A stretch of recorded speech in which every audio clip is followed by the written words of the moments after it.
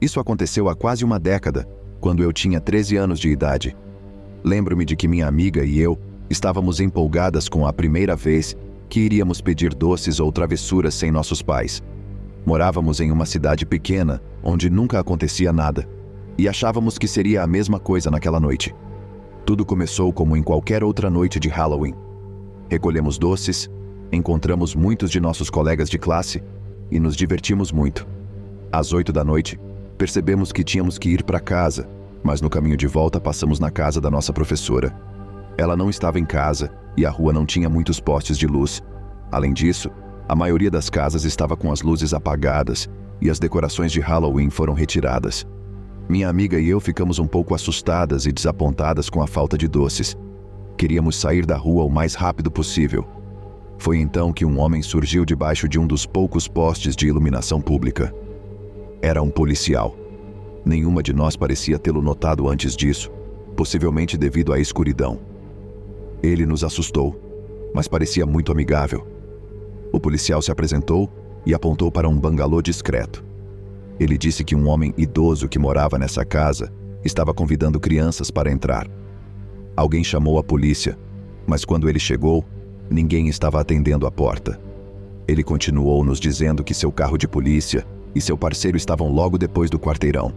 Olhamos em volta, mas não os vimos. Eu era uma garota bastante paranoica. Enquanto crescia, minha mãe adorava assistir a programas policiais e sempre me contava algumas lições. Uma delas era uma história sobre policiais falsos. Embora eu não me lembre dos detalhes, eu me lembrava que as pessoas podem fingir ser policiais para ganhar confiança. Durante toda a conversa, eu estava apavorada. Sua falta de distintivo, carro de polícia e parceiro não parecia certa. Eu também estava em conflito porque ele estava sorrindo e parecia querer apenas ajudar. Isso foi até ouvirmos seu estranho pedido. Ele disse que precisava falar com esse possível criminoso e que precisava de nossa ajuda. Como éramos meninas, o homem responderia se batêssemos a porta. O policial afirmou que se esconderia atrás dos arbustos ao lado da porta da frente. Ele esperava que o homem nos convidasse para entrar, pularia para fora e o pegaria em flagrante. Naquele momento, eu sabia que minha amiga se sentia da mesma forma que eu. Nós duas ficamos em silêncio, mas uma de nós conseguiu perguntar se podíamos conversar. O policial disse que sim, mas que tínhamos pouco tempo. A rua estava silenciosa e ele podia ouvir tudo. Lembro-me da sensação de querer dizer algo, mas temendo que ele nos ouvisse e agravasse a situação. Ficamos olhando uma para a outra, pelo que pareceu uma eternidade. O policial estava ficando cada vez mais impaciente e nos disse que tínhamos que decidir rapidamente. Naquele momento, uma família desceu a rua e notou o policial. Eles se aproximaram para ver o que estava acontecendo. Foi quando o policial disse que já voltava e para não irmos a lugar algum. Minha amiga e eu nos esforçamos para organizar nossos pensamentos e decidimos fugir. Saímos correndo pela rua e não olhamos para trás. No caminho para casa, discutimos teorias que variavam entre ele ser um policial falso, estar pregando uma peça em nós ou ser um policial de verdade, mas que entendemos mal a situação. Quando contamos aos nossos pais, minimizamos muito a situação e duvidamos de nossa experiência. No final, não chamamos a polícia, mas nossos pais foram de carro até a casa e a área ao redor dela. Não havia nenhum carro de polícia ou policial à vista. Com o passar dos anos, posso dizer que me arrependo de não ter chamado a polícia. Na época, minha amiga e eu estávamos convencidas de que havíamos entendido mal o que aconteceu. Até contamos para a turma no dia seguinte, e a maioria, inclusive o professor, achou que não era nada alarmante. Olhando para trás, acho extremamente estranho um policial colocar duas crianças em uma situação tão potencialmente perigosa. Além disso, sem a presença de nossos pais. Eu me pergunto quais foram seus motivos, mas infelizmente isso permanecerá sem resposta.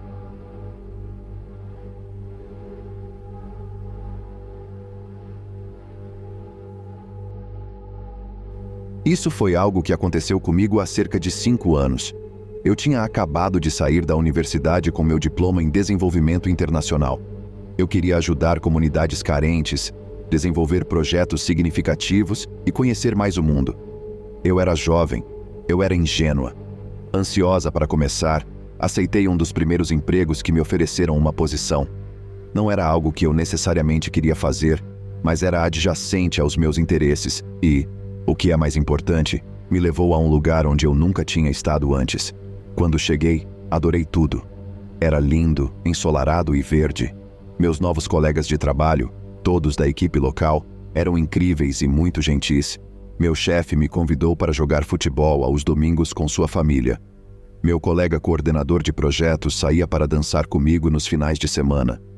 Minha colega de quarto, uma estrangeira que também trabalhava na área de desenvolvimento, era uma mulher divertida e corajosa que eu adorava. Eu me sentia muito abençoada. Então, um dia tudo mudou. Eu estava caminhando no centro da cidade com uma amiga. Havia um mercado de frutas e verduras que tinha produtos excelentes e frescos, vindos diretamente dos agricultores que os cultivavam. Ficava a cerca de 20 minutos de ônibus do meu apartamento, ou seja, não era perto, mas também não era muito longe. Minha amiga e eu carregamos as coisas e começamos a caminhar até uma esquina tranquila para chamar um táxi para nos ajudar a levar nossas mercadorias de volta. Então, eu ouvi: Ei, senhorita, meu endereço exato." Levei um segundo para perceber que ele estava gritando meu endereço. Virei-me para ver um homem pendurado em seu carro, arrastando-se lentamente pela estrada conosco. Minha amiga também reconheceu meu endereço. Ela se virou para mim e perguntou: "Você o conhece?" Eu nunca o tinha visto antes. Ele continuava gritando: "Sim, você! Você está morando na casa dos fundos no segundo andar, certo?" Isso piorou ainda mais a situação. Eu morava em um lote grande e suburbano com 2 casas. Uma na frente, onde moravam minha locatária e sua família, e a segunda nos fundos. A segunda casa era dividida em 2 apartamentos. O andar inferior abrigava 2 estudantes, enquanto eu morava no segundo andar com meu colega de quarto. Não era possível ver a segunda casa da rua, muito menos a escada que levava ao segundo andar. Meu coração estava batendo forte. Eu queria gritar de volta para o cara, mas estava com medo. Eu era uma mulher de 22 anos, morando em um país estrangeiro, e não queria chamar a atenção. Não sabia como as pessoas reagiriam, não sabia como ele reagiria. Então fomos andando. Minha amiga tentou me consolar, dizendo que talvez ele conhecesse a família da minha locatária. Eu provavelmente era a única ruiva em todo o país. Ele poderia ser um vizinho que eu não conhecia. O encontro não me abandonou. Ficou em minha mente. Passou-se mais ou menos uma semana e eu parei de olhar para trás sempre que um carro passava. Comecei a me sentir segura. Então ele apareceu novamente. Eu estava voltando do trabalho para casa. Já estava escurecendo. Meu escritório ficava a uma caminhada de 15 a 20 minutos do meu apartamento. Perfeito para esticar as pernas rapidamente. Eu estava na metade do caminho para casa quando senti alguém me observando. Depois, o rastejar lento de um carro se aproximou de mim. Eu sabia que era ele sem olhar. "Senhorita, meu endereço", disse ele, inclinando-se para fora da janela, com uma mão no volante. "Por que você é tímida?" Eu o ignorei e continuei andando. Não havia ninguém por perto. Estava escurecendo. "Vamos lá", ele me persuadiu. "Deixe-me lhe dar uma carona. Eu sei onde você mora." Nada tranquilizador. Comecei a sentir meu peito apertar. Eu queria ligar para alguém, mas não sabia o que ele faria se eu pegasse meu telefone. Eu estava praticamente correndo agora, mas ele só acelerou para acompanhar meu ritmo. "Escute, piranha." E agora ele estava com raiva, com a voz dura. "Você não pode simplesmente ignorar um homem como esse." Fiquei imaginando o que eu faria se ele parasse o carro. Ele parecia em forma, jovem. Provavelmente conseguiria me pegar. Poderia me machucar. Então fiz algo que, em retrospecto, me pareceu absolutamente bizarro.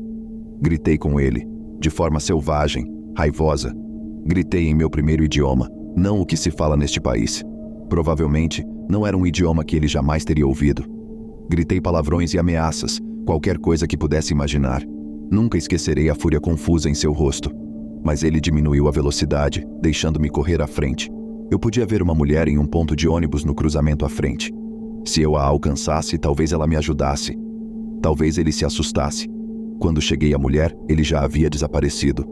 Continuei caminhando para casa, olhando para trás a cada passo. Contei à minha colega de quarto sobre o que havia acontecido. Ela me disse para não me dar ao trabalho de denunciar a polícia, pois eles eram corruptos e não fariam nada. Quando contei ao meu chefe, ele me disse o mesmo. Disse que tinha um taco de beisebol e que viria sempre que eu chamasse. Vi o homem novamente 2 semanas depois. Ele estava sentado em seu carro, estacionado em frente aos portões do meu apartamento. Eu estava indo levar o lixo para fora, mas me retirei antes que ele pudesse me ver. Contei à minha locatária, e quando ela foi até lá para confrontá-lo, ele foi embora. Isso continuou por semanas, não todos os dias, mas 1 ou 2 vezes por semana. Ele estava sempre lá, esperando. Eu pegava táxis para chegar e voltar do trabalho. Nunca viajava sozinha. Eu mal dormia, esperando que ele entrasse e me matasse. Em meu último fim de semana no exterior, ele quase conseguiu. Saí para beber com um grupo de amigos, 4 no total. Estávamos comemorando o fim do meu contrato e eu estava feliz por voltar para casa em alguns dias. Mal podia esperar para ver minha família. Mal podia esperar para colocar um oceano entre mim e o homem.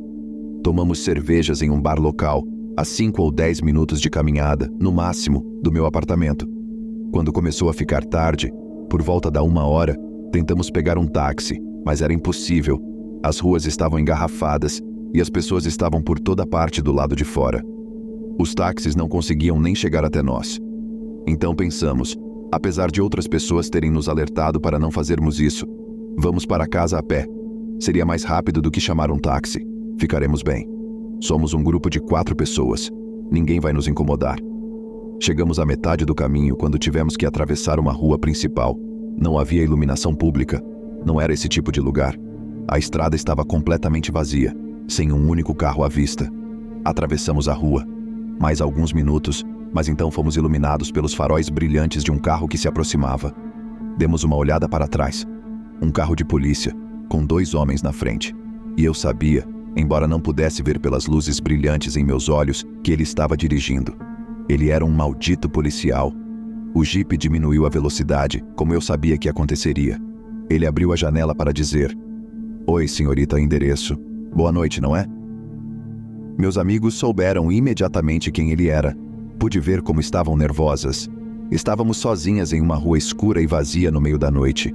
Eles eram policiais, portanto estavam armados. Ninguém interviria provavelmente. Muito perigoso. "Vocês precisam de uma carona?" Ele olhou de lado. Seu amigo, que eu podia ver agora, estava sorrindo enormemente. Meus últimos dias, pensei, e é assim que termina. Aceleramos o passo. Não sei qual era o nosso plano, a não ser fugir. Então, ouvi uma das portas do jipe se abrir quando o passageiro saltou para fora. Acho que nunca fiquei tão assustada em minha vida, embora não ousasse me virar para trás para ver. Estávamos agora na curva da minha rua. Mais 2 minutos para chegar em segurança. O carro estava logo atrás de nós. Quem quer que tivesse saído do carro estava logo atrás de nós. 2 de meus amigos estavam à frente agora, enquanto o outro agarrava minha mão e me arrastava. Então, do nada, outro carro apareceu. Eles vinham da direção oposta, iluminando a todos nós. Quando eles reduziram a velocidade para ver o que estava acontecendo, nunca me senti tão grata. Era um casal de idosos, e eles pareciam preocupados. Acho que sabiam que algo muito ruim estava prestes a acontecer. Ouvi, e não vi, a porta do carro se abrir. Quase fui atropelada quando eles passaram por nós com pressa. O outro carro ficou observando. Eles se ofereceram para nos acompanhar até em casa, dirigindo ao lado do carro por precaução. Mas eu sabia que ele não voltaria, não esta noite. Mesmo assim, peguei um táxi com meus amigos para a casa deles para passar a noite. Levamos minha colega de quarto conosco. Por via das dúvidas. Nada aconteceu depois disso. Meus últimos 2 dias foram tranquilos, embora eu não conseguisse afastar a sensação de que ele poderia aparecer a qualquer momento. Dirigindo pelo aeroporto, com as malas prontas para voltar para casa, meu táxi foi parado por um policial. Meu estômago caiu. Eu não conseguia respirar. Não era ele, embora pudesse ter sido. Foi só quando entrei no avião, quando aterrissei em meu país natal, que finalmente senti aquele terror me abandonar. Ainda fico nervosa quando carros passam por trás de mim, quando homens abaixam as janelas para gritar comigo. Nunca é ele, mas mesmo assim, nunca se sabe.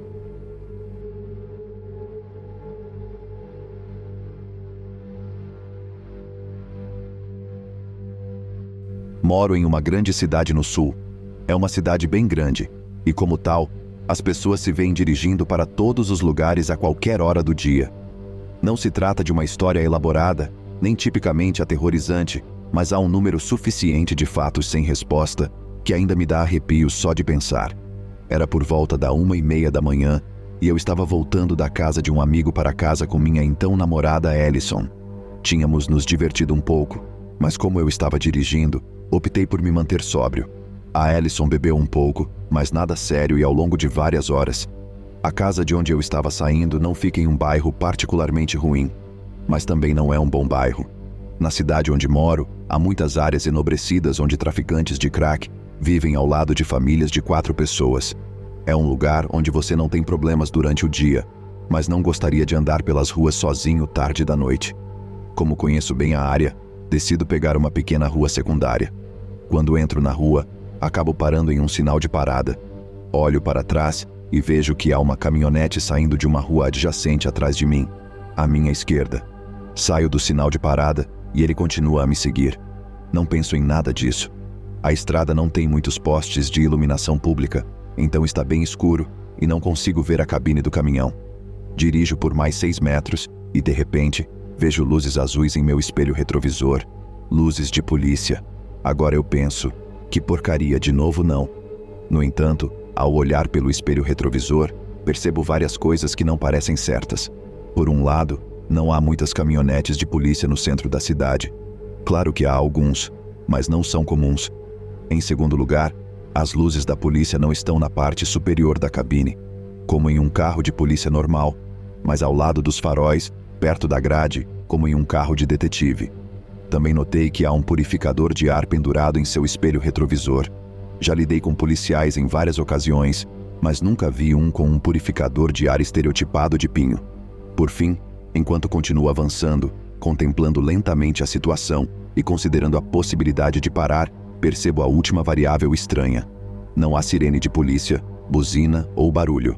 Já era tarde, estava escuro, e continuei dirigindo lentamente enquanto pensava em todos os fatores estranhos. Se eu tivesse notado apenas os 2 primeiros fatores, acho que poderia ter parado, mas o fato de as luzes azuis continuarem piscando sem nenhuma sirene era simplesmente estranho. Além disso, sei que no meu estado é legal parar em uma área bem iluminada à noite apenas para essas situações. Decidi que o purificador de ar, a posição das luzes e a falta de sirenes eram muito estranhos. Não ia correr o risco de encostar o carro em uma área ruim, então decidi seguir em frente a cerca de 30 km por hora até chegar a um posto de gasolina. A caminhonete continua a me seguir. Há muitas lombadas e placas de sinalização nessa estrada, e pensando que possivelmente haverá um policial me mandando parar, eu cumpro todas as leis. A gota d'água que determinei fazer dessa caminhonete um falso policial. Ela também obedeceu a todas as leis de trânsito. Quando um policial quer que você encosta, e se não o fizer, ele não vai parar em um sinal de parada para deixá-lo fugir. Esse cara parou quando eu parei, avançou quando eu avancei e até virou quando eu decidi mudar para uma estrada mais povoada. Depois de cerca de 100 metros, ele desligou os faróis, tanto os azuis quanto os principais, virou à esquerda atrás de mim e se afastou. Foi nesse momento que percebi que ele não era um policial. Não sei exatamente o que evitei naquela noite. Dirijo um bom carro, então poderia ser um roubo de carro, mas não descarto algo pior. Se não fosse pela presença de minha ex-namorada, eu poderia ter parado. No final das contas, estou feliz por não ter parado.